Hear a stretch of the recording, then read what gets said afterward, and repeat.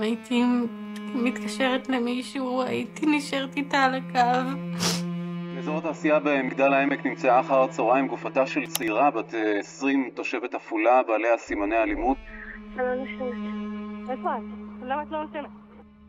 זה מתחיל כמו עוד יום רגיל, תנועה בכבישים, אנשים מנסים להגיע למקום העבודה שלהם, אבל בתוך השגרה הזאת, עבור נערה אחת משהו משתבש.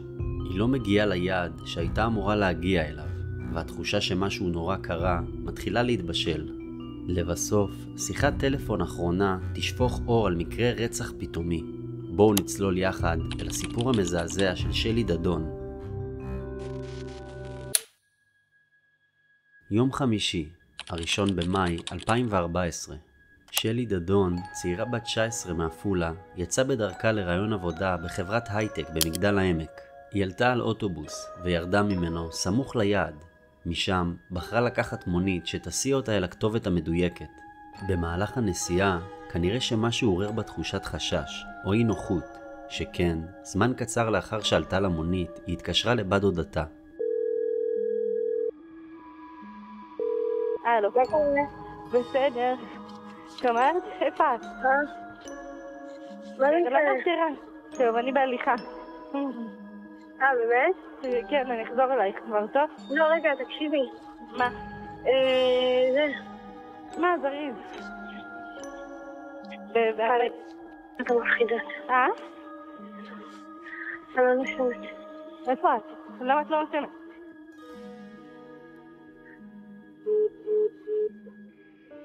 בינתיים, בבית דדון בעפולה, השעות חולפות, ושלי אינה עונה לטלפונים. אמא שלה, אילנה, שהייתה רגילה להתכתב איתה לעתים קרובות במהלך היום, מתחילה לחוש שמשהו אינו קשורה. היא מתקשרת למקום שבו הייתה שלי אמורה לעבור את הראיון. אך שם עונים לה בפשטות. שלי בכלל לא הגיעה לכאן. התחושה הקשה מתעצמת, והמשפחה מחליטה שלא לבזבז זמן. הם נוסעים לתחנת המשטרה ומדווחים עליה כנעדרת. החוקרים, שנדרשים כעת להרכיב את תמונת המצב הראשונית, מבקשים לדעת מה לבשה שלי באותו בוקר, ואילו חפצים נשאה עימה.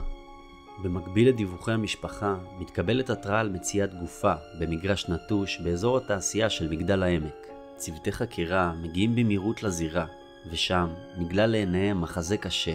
שטח עזוב ומלוכלך, שכתמי דם טריים מכסים חלקים ממנו, וגופה של אישה שוכבת על הקרקע, עם סימני אלימות קשים. לא נמצאו בזירה מסמכים או פריטים שיכלו לזהות את הקורבן, אך דבר אחד היה ברור, זו גופתה של נערה צעירה. הכוח המשטרתי מתרחב, בלשים, חוקרי זיהוי פלילי ואנשי מודיעין מתאספים במקום. כולם מבינים שהחלה מלאכת פענוח מורכבת, שתעמוד במרכז סדר היום הציבורי. באזור התעשייה במגדל העמק נמצאה אחר הצהריים גופתה של צעירה. הצוות מבחין בשביל של כתמי דם שמתרחק מהזירה. הסימן הזה מצביע בבירור הניסיון נואש של הקורבן להימלט מהתוקף. אבל כשהחוקרים בודקים את המקום שבו נמצאה הגופה, הם מגלים דבר מצמרר. מתחת לגופה לא היה דם. המשמעות לכך הייתה ברורה. היא איבדה את כל כמות הדם שלה, תוך כדי שהיא מנסה להימלט. ממש עד לרגע האחרון. בבדיקה מעמיקה יותר של הגופה, שניכר כי נרצחה באכזריות, הצוות הפורנזי מבחין בפרט חריג. אחת הציפורניים ביד שלה חסרה. החוקרים מבינים שהיא נתלשה במהלך מאבק עם התוקף, וייתכן שיש עליה שרידי DNA שיכולים להוביל אליו. אבל בשביל שזה יעזור, הם צריכים קודם למצוא את הציפורן החסרה. באותו זמן, יושב אביה של שלי, יעקב, בתחנת המשטרה, ממתין בדריכות לכל עדכון שיביאו החוקרים. הוא כבר שמע על הגופה שנמצאה במגדל העמק, והחשש הכבד מתחיל ללוות כל מחשבה. ככל שהשעות חולפות, השוטרים שמולו מתחילים להבין שהפרטים שמסרה המשפחה על הלבוש של שלי תואמים למה שנמצא על גופת הנערה.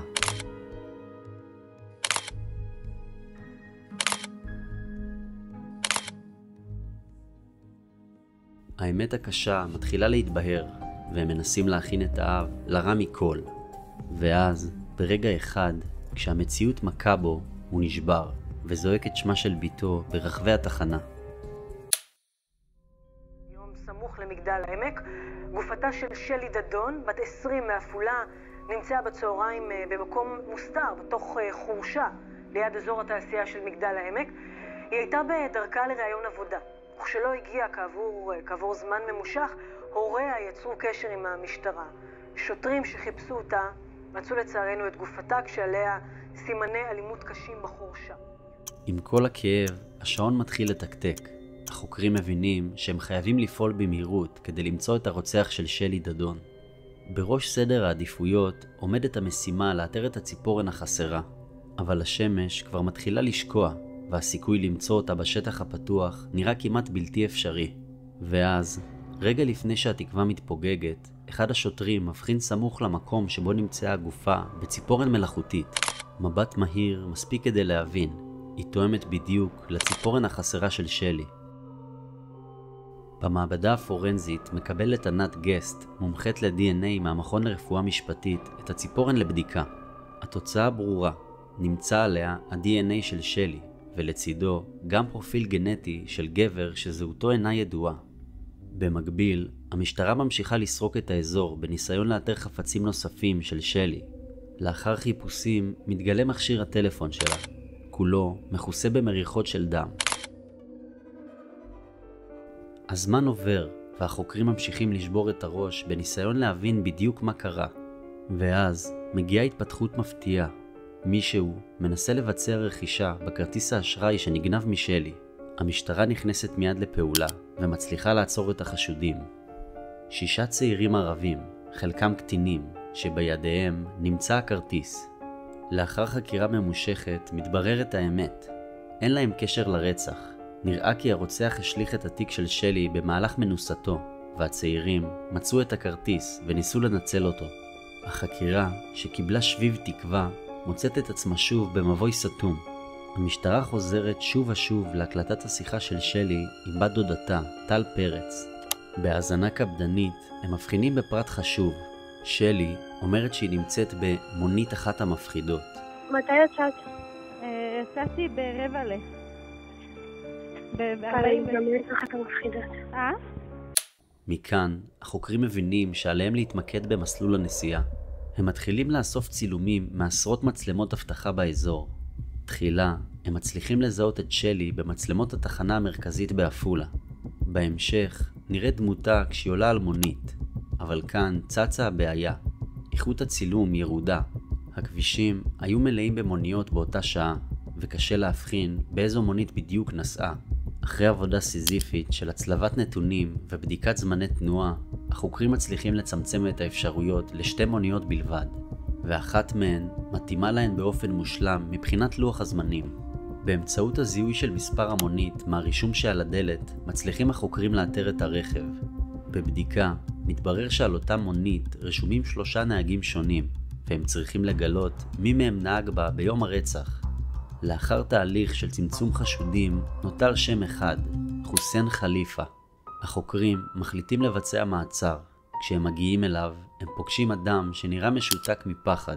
ברגע שבו הבלש מבקש לקחת ממנו דגימת רוק באמצעות מטוש, הפה שלו יבש לחלוטין. ככל הנראה, תוצאה של הפאניקה שאחזה בו.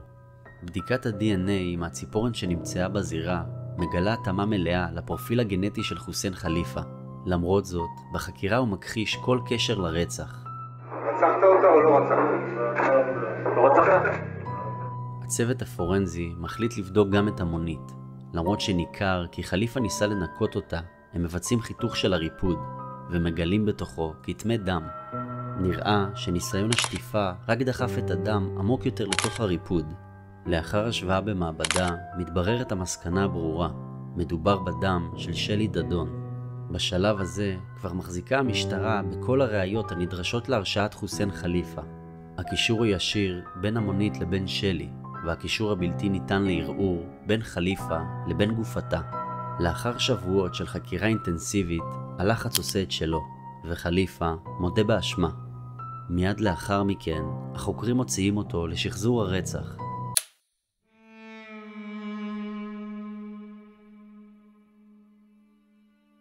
פה תפני שמאלה. כן, כן. פה. ירדתי מהאוטו. במה? כיוון הבגאז'. למה ירדת? ירדתי לקחת סכין.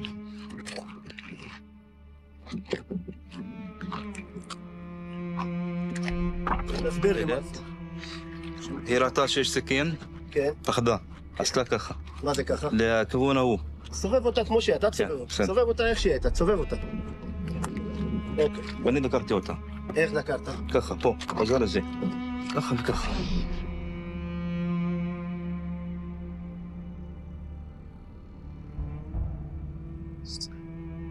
תפסתי אותה, הציתי אותה בחוץ. כן. ומה אתה עושה? סגרתי את הדלת. כן. סגרתי את הדלת. באתי איתה, מפה, נכנסתי לרכב, הנעתי. כן. רציתי לברוח. כן. פתחה את הדלת. היא פתחה את הדלת? כן. אוקיי, ו? נכנסה בפנים. עם הידיים? היא נכנסה בפנים. כן. דחפתי אותה בחוץ. איך? תדחוף. ככה. כן. אוקיי. נפלה. כן. הנעתי את הרכב. כן. עשיתי ישר. ויצאתי. בוא למטה. בוא תראה לי.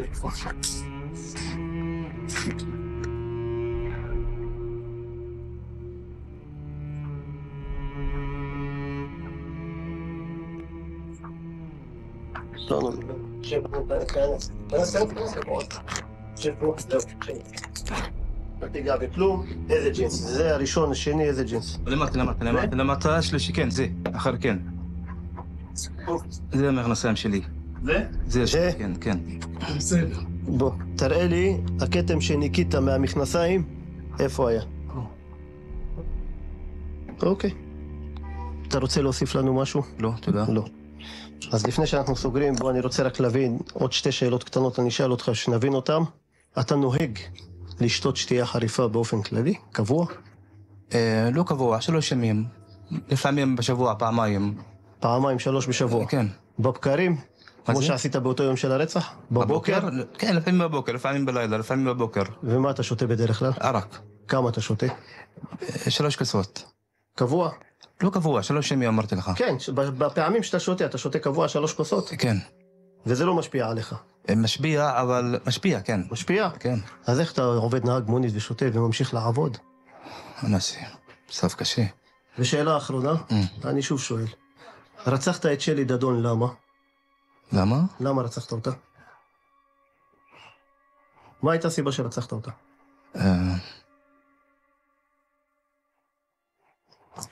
כתוב שם עזוב מה כתוב, אני שואל אותך, אני לא הייתי בחקירה, אני שואל אותך. מה הסיבה שרצחת את שלי דדון? רבנו. מה זה רבנו? רבנו. מה? מה היא אמרה לך? מה אמרת לך? זרקה כמה מילים. איזה? ערבי טיפש, ערבי... משהו כזה, מילה גסה. ובגלל שהיא אמרה לך ערבי טיפש, זאת הסיבה, בכיכר במגדל העמק הראשונה איפה שהראית לנו, שם כבר תכננת לרצוח אותה. כן. נגד חוסיין חליפה הוגש כתב אישום בגין רצח, ומשפטו התנהל בבית המשפט המחוזי בנצרת בפני הרכב של 3 שופטים. במהלך הדיונים המשיך חליפה להכחיש את המעורבות שלו. אחד העדים המרכזיים היה בעל המונית שממנו שכר חליפה את הרכב. הוא סיפר כי לאחר שפורסם דבר הרצח, חליפה יזם איתו שיחה, שאל אם שמע על המקרה ואמר לו, אני חושב שמי שרצח אותה היה גבר. כששאל אותו בעל המונית למה הוא חושב כך, השיב חליפה כי הם רוצחים ילדים קטנים. ב9 בספטמבר 2015 הרשיע אותו בית המשפט פה אחד ברצח של שלי דדון וגזר עליו מאסר עולם לצד תשלום פיצוי למשפחתה. כשנה לאחר מכן, ב-25 באוגוסט 2016, דחה בית המשפט העליון את ערעורו של חליפה על ההרשעה. עם זאת, נקבע כי הפיצוי יופחת, תוך שנשמרה להוריה של שלי הזכות להגיש נגדו תביעה אזרחית. בסרט התיעודי שנעשה על פרשת הרצח, טל פרץ, בת דודתה של שלי, הביע צער עמוק על כך שלא הבחינה מיד שמשהו אינו קשורה באותה שיחה האחרונה.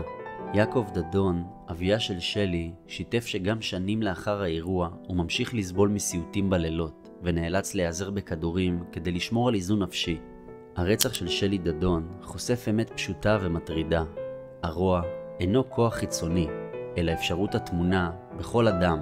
ברגע אחד, הבחירה לאנושיות יכולה להתהפך לבחירה בהשמדה, וזה מה שמפחיד באמת. לא שאין הסבר, אלא שאין מחסום. תשמרו על עצמכם, ונתראה בסיפור הבא.